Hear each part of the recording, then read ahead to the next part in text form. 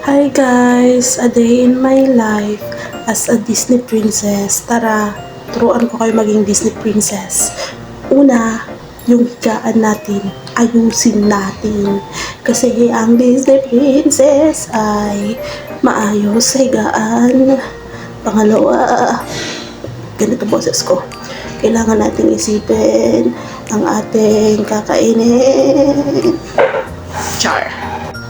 Guys, pag Disney princess ka rin, kailangan mo rin isipin yung health mo. So, kailangan natin magsayaw. Tingnan mo yung boobs ko.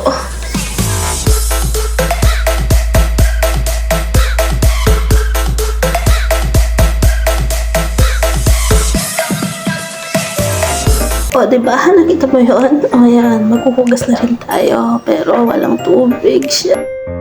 Dahil walang tubig, mag-drugs muna tayo. Charot, ito ang main drugs to ng Disney princess.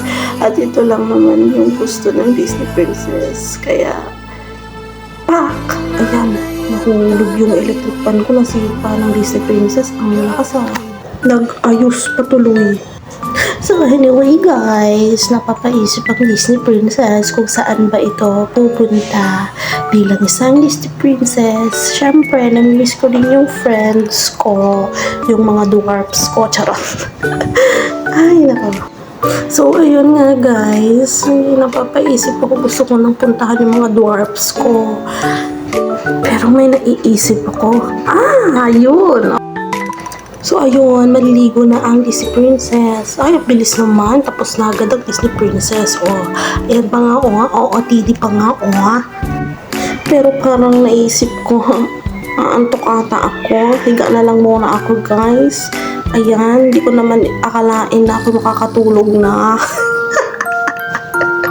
So, ayan, alam nyo na ang nangyari sa Disney princess. Natulog na nga ng tuluyan. So, ayan, hindi na siya makakabisita sa mga dwarfs niya. Kaya hanggang dito na rin ang ating vlog. See you next vlog. Bye!